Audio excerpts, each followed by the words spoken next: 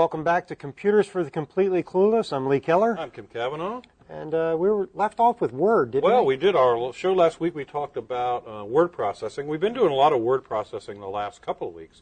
You remember from 2 weeks ago, we did just some basic things like how to format the fonts, the type, what makes it appear the way that you want, the size you want, the color you want, bold, italic, all that stuff. Really easy, right?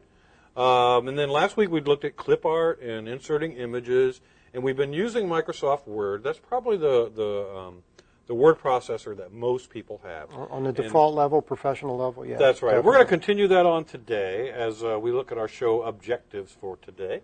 We've already done our little review here. So you remember, and one thing I do want to bring out, Lee, is remember last week we talked about how the cursor can change appearance. In other words, the mouse. Okay, Typically, it's a pointer. Shows you where you are. But what we saw last week is if you put it on something on the screen and you let it rest for a second, sometimes it'll change its appearance based on what it'll do. So we saw that when we were going to resize an object, it changed to a double-headed arrow. Yeah. We wanted to move an object, it was a four-headed arrow, kind of like a cross. And then we wanted to rotate an object. We got the little handle at the top. Got a little curve with an arrow on the head, and then we had all those other little things. So it's always good as you're learning applications to kind of look for those sort of things. They're visual clues that the software developers put into the program to make it easier for you to understand what you're supposed to do. And some of these programs, our viewers probably get caught up in like, oh, geez, I don't know any of this stuff. I can't do it. These programs are so big that they do a lot of things that we don't even know about. Kim just showed me one a little bit ago. We're going to show you that one today. We're going to talk today. Yeah. We're going to be talking about dodging bullets and setting the table. And basically, these are formatting things that you would want to do in your browser, in your word processor. So bullets are basically a list, right? And a list can be either in order or numbered, or it can be unordered, and we call those bulleted lists. So we'll take a look at both of those. Okay. And then we're going to take a look at tables, which are really a very useful feature in a word processor because it allows you to structure and organize your information. All right? Helps you so that's our learning objectives for the day. Let's pop out of there. And again, we're going to go right over to Microsoft Word, and let's see what we're going to do here. The bottom one would have been a better choice. All right, we'll slide over here. Lee's actually letting me use the computer today. All right, see, I'm risky. So what do we have here, Lee? We've got, actually, this is the document we started on last week, and remember, we do give homework assignments. So hopefully everybody's had a chance to get into a word processor. Should have some text, should have an image in there. But now we want to add an unordered list. Okay. So first thing you need to do is make a list of things that you want on your list. All right. So I'm going to have my list of things. List 5 of things. List 5 of things. So how many are you going to put in there? So this is a freaky mouse that you have here, Lee. It's like sliding all over the place. That's why I wanted you to drive today. Thanks, Lee. I appreciate that. You're always a pal. So I'm going to go back here and just paste in a list of items here. Okay. Okay. So I've got my list of things. Get rid of those. So we can, we have to turn on, I'd like to turn on the toolbars. We had those off, remember? Yes, we did. So let's turn those back on because they're very helpful.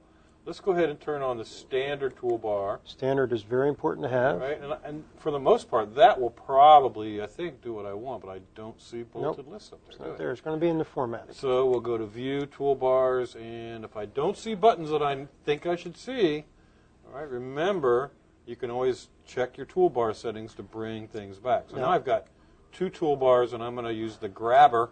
We learned about that last week. Yes, we did. All right. So remember always to have an effect, you must select the text. Okay? So I'm going to select my text, and I'm going to look for the list items here. And there's 2 of them, right? Okay, so there's a numbered list, that's an ordered list, and there's a bulleted list. I'm going to choose that. Pretty easy to do. Yeah, that's not hard to do, right? Yeah, it took you a couple seconds.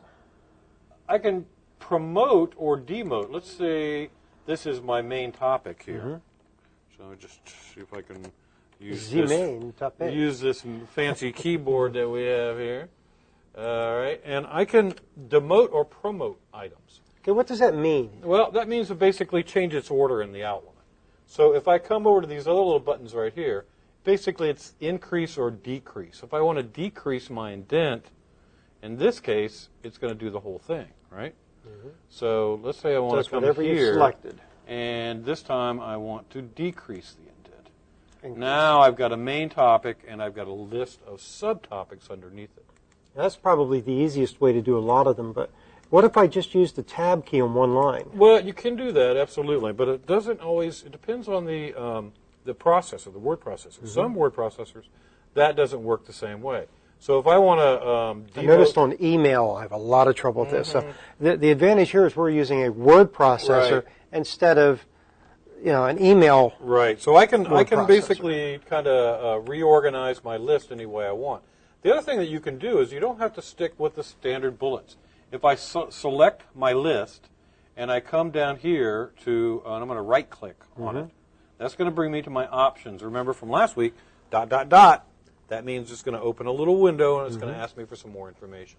Oh, this is nice. All right. So let's say I want to use arrows for my bullets instead of bullets. Okay. That's hard. Done. It does it at that level. What does it do at those secondary levels that you were showing us before? So let's try. We'll use the tab trick this time. All right. So it just goes to regular dots. If I don't want them to be that, I don't want them to be circles. That's what I selected. I want them to be checks. So it only puts the effect on the text that you've selected. That's correct. It's good to know. So that's all pretty basic stuff, right? But I mean, it's kind of nice that you can do that because it allows you to come in and make all sorts of really just, nice little visual goodies that you might have here. Okay. Now, if I want to remove and change this so that it's no longer a bulleted list, I just go up to my toolbar up here, okay? And this sometimes it's a little freaky because you might have to do it twice.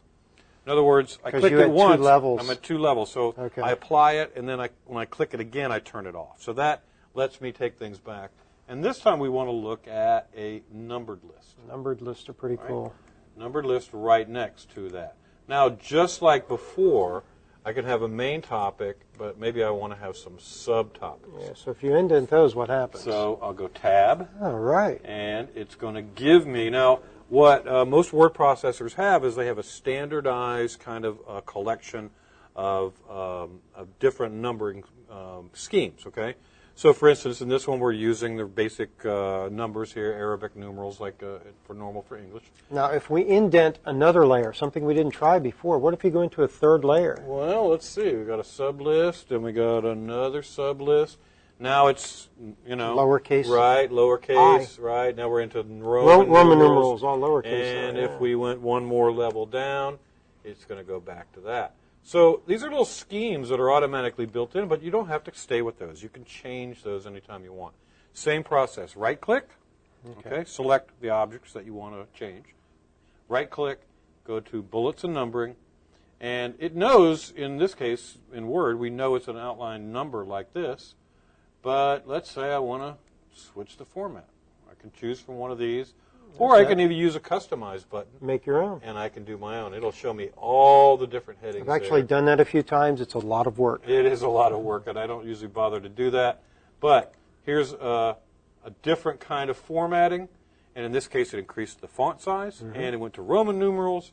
And it changes the font depending on what level it's on. Yeah, exactly. So there's a lot of things that you can do with just lists. Okay, yeah. Unordered list, bulleted list, numbered list, and any one of them. Any word processor is going to have the same kind of options available to you. A lot of easy things to do with any word processor. Absolutely. Okay, we'll be right back with more on Computers for the Completely Clueless.